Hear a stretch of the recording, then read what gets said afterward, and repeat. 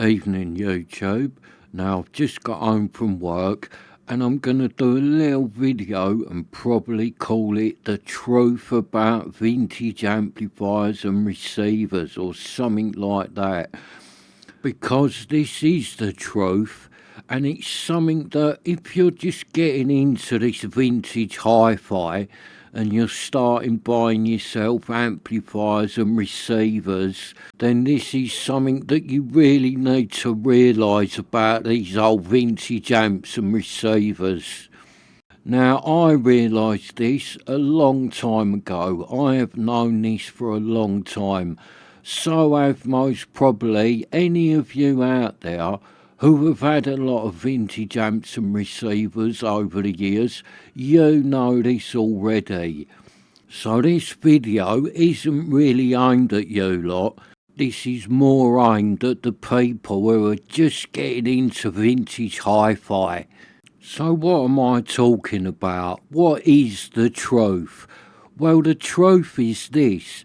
None of these old vintage amplifiers and receivers sound the same, because they are really getting old now, and half of them have had work done to them and have had repairs done to them over the years, and some of them have been used loads, some of them haven't been used hardly at all. So they've all had their own individual life and they've all been treated very different by their owners. And I don't even think they sounded the same when they was brand new. They're not like a modern amp. Let's say, for instance, if your friend bought a brand new Yamaha amplifier yesterday and you went round his house and had a listen to it last night and you thought, oh, I really like that Yamaha. So today you ordered one and it is being delivered tomorrow. Now you will get that one out of the box, set it up, and as long as it is the exact same model as your friend's one, it will sound exactly the same. Right, let me turn the Rotel on and put myself some music on. Power on, speakers 1, volume down. I want it on extra. Right, so that's ready to go. So I should go to my CD player and put a CD on. Now I'm going to listen to In Excess Kick album, because I was listening to it last night and it's a really good album, so I'll have it again today. So getting back to what I was saying, you've just bought a brand new Yamaha, exactly the same as your friend's one. You've set it up and it sounds the same as is. Now hang on a minute, I'm not getting In Excess, I am getting Buddy Holly. So that tells me one thing. My missus has been in here today playing Buddy Holly and listening to these Kefs. So I am not listening to In Excess, I am listening to Buddy Holly. So what I was saying is, if you buy a brand new amplifier, the same as one you've heard, it will pretty much sound exactly the same. But these old amplifiers and receivers are not like that. So let's say, for instance, your friend bought a, what should we say, a Pioneer SX440. Now, I've said that because there's one finishing in a few hours on the computer. It is not working properly, so I'm going to go after it and try and get it for the channel. So that is why the Pioneer SX440 has come into my head. So let's say that your friend just bought a Pioneer SX440. And so you went round your friend's house last night and had a good listen to it and you really liked it. You thought it was a really lovely old vintage receiver.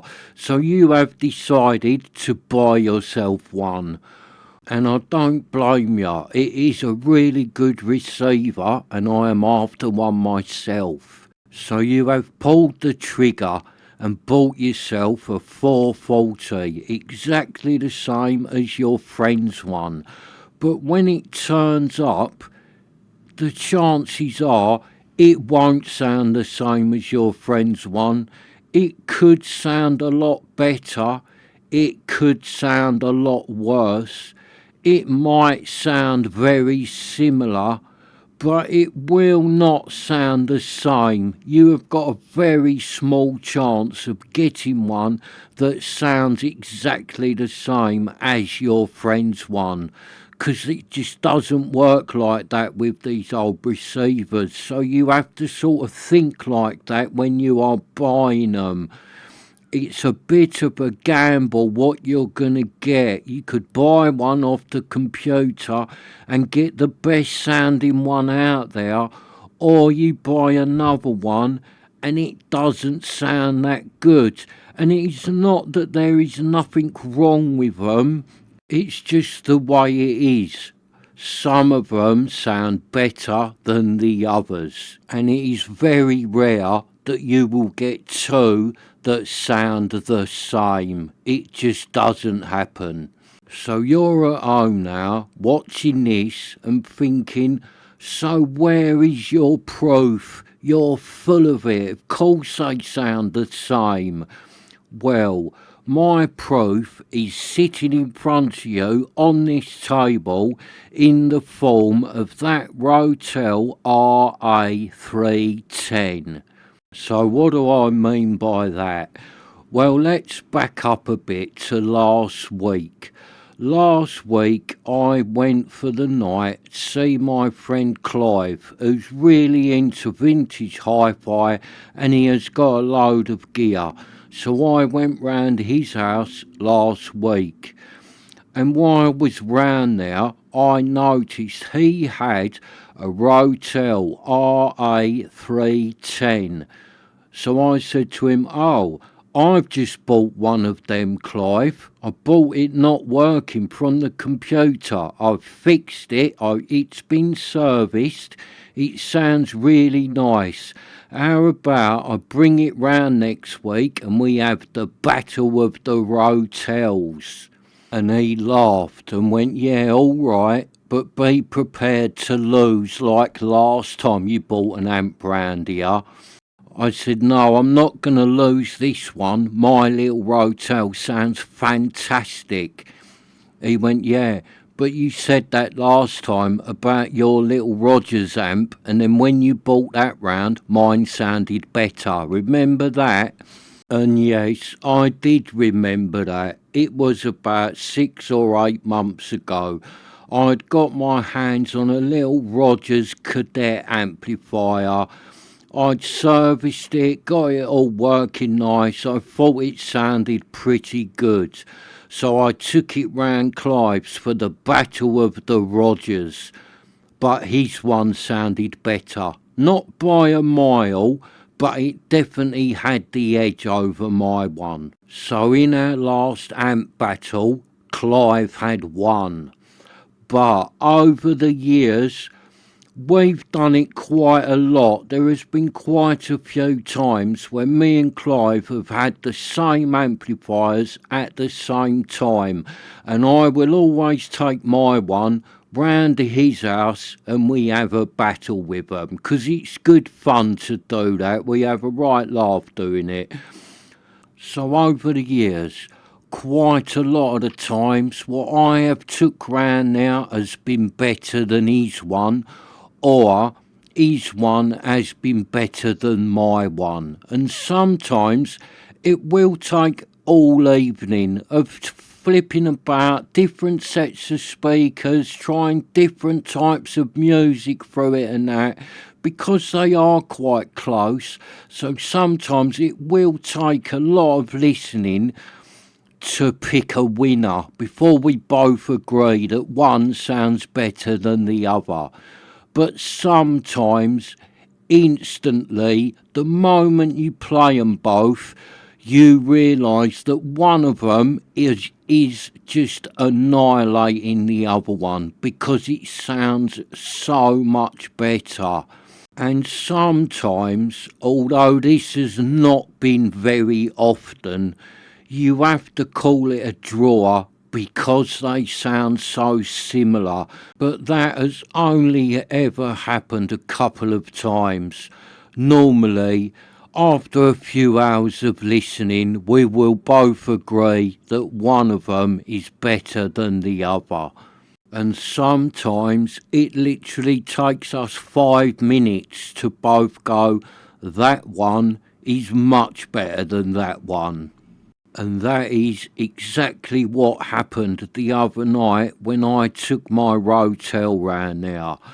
So I walked up Clive's the other night with the little Rotel under my arm for the Battle of the Rotels. And when I got there, I done what I always do when we're doing this, and that is I pour myself a nice glass of Clive's homemade red wine, 'cause it is really tasty. So I do that, pour myself a glass of wine, and then have a look around at all his speakers, 'cause Clive has got a room and he has got a rather big speaker collection in there. So I always choose what set we're going to use first. So I've gone in his room and I'm having a little look about at all what he's got, thinking, right, what will work well on my Rotel? So I'm looking about in there, and up on a shelf is a set of really old little tannoys. So I'm looking at them thinking, yeah, they might work really well.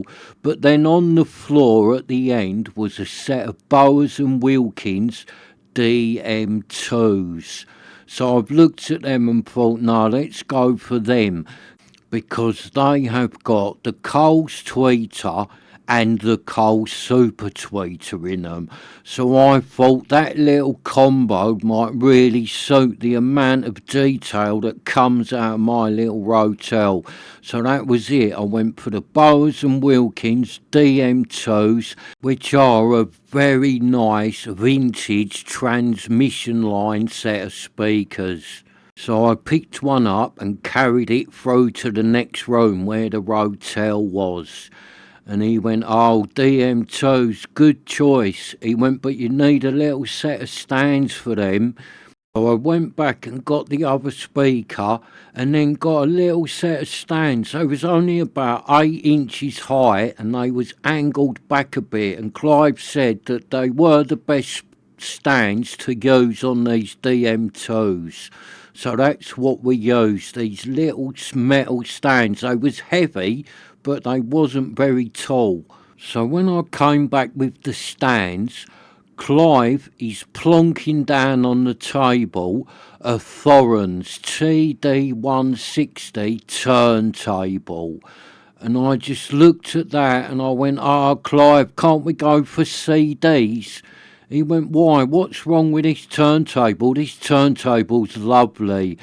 I went, yeah, but I haven't tested my Rotel with a turntable in it. I don't know if the phono preamp is working properly on it. I haven't tested it. He went, well, if it doesn't work, mine's won, because yours doesn't even work properly. So I thought, yeah, he has got a point there. So I'm thinking, I hope my little Rotel works with a record deck plugged into it. So we connected everything up first to Clive's little Rotel with the DM2s and his lovely Thorens turntable. And he started playing an album that was the Danish Philharmonic Orchestra doing like old Western theme tunes. So they're doing all the theme tunes from the old famous cowboy films. And I'll tell you what, it really was good, this album. I want a copy of it. It really sounded good. So we've had about 4 or 5 tracks off of that album through his Rotel, and it really did sound good. So I'm thinking, oh, I hope mine sounds this good, because I've never had mine sounding as nice as that, because he's got it on that Thorens turntable which has got a really expensive tone arm on it and a really high-end cartridge and stylus on it. And he's done a few other little tweaks to it to make it sound better. So his foreign's turntable is fantastic. And he's playing the Danish Philharmonic Orchestra on vinyl, which is a German pressing. So he was telling me that it's a better quality pressing than a normal one. So it sounded fantastic, this record on this foreign turntable. And then he's got it running through these DM2 speakers, which are transmission line. They are lovely sounding on these little stands. They just sounded fantastic. So I'm thinking, I hope my Rotel can sound as good as that, because I've never had my one sounding like that. I've only ever had mine going with my Arkham CD player in it, which is quite good, but it's not as good as his foreign's turntable with that German pressing of vinyl on it. And I've only had mine running through sort of budget speakers or my solid speakers, which are good, but they're only small. Whereas he's got it running through these DM2s, which are like a fantastic set of vintage high-end speakers. So I am sitting there thinking, I think I'm getting beat tonight. I don't think my Rotel is going to sound as good as his one. So then it was the turn of my little Rotel. So we connected my one all up to his speakers and his turntable, and then he has put on exactly the same album. And instantly we both looked at each other, because we both knew that my little Rotel sounded better than his one. It was amazing how much detail this little Rotel was chucking out. It sounded fantastic. Honestly, for a little, not that much money's worth of vintage amplifier, this little Rotel with that turntable and them speakers sounded absolutely amazing, and we both just knew that my one sounded the best. So he instantly went to me, right, I'll let you have it with the DM2s. Let's put another set of speakers on it, because they obviously suit your one. So he has picked out a set of Royd speakers, a smallish set of like vintage Royd bookshelves. So we've put them on it and done the same test again, done his one first, then done mine with these little Royds on it. And the same again, instantly.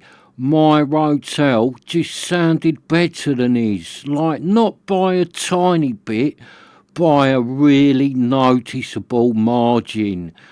So he went, right, one more set of speakers. So we got out a set of more than short carnivals and done the same again. Both the Rotels going through these carnival speakers, and again, mine sounded so much better by quite a big margin. So he went to me, has your one got better caps in it? Has it been upgraded? I went, no, I swear it's all standard.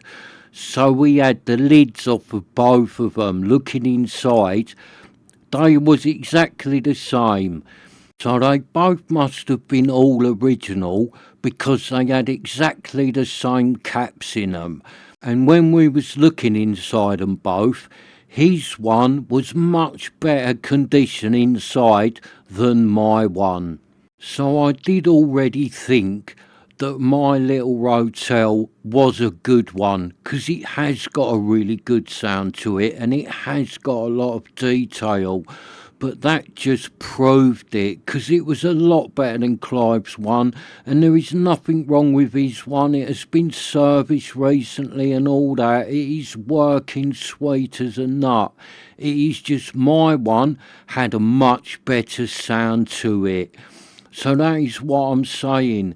you got to be prepared that if you buy a vintage amplifier, it might not sound the same as another one that is exactly the same amplifier and exactly the same model. So after I left Clive's, I was walking home with my little champion Rotel under my arm, and I thought, I need to make a little video about that just to tell people how it is with these old amplifiers. Just to tell people that if you hear one and then you buy one, don't expect it to sound exactly the same. So thank you for watching, and I shall see you next time.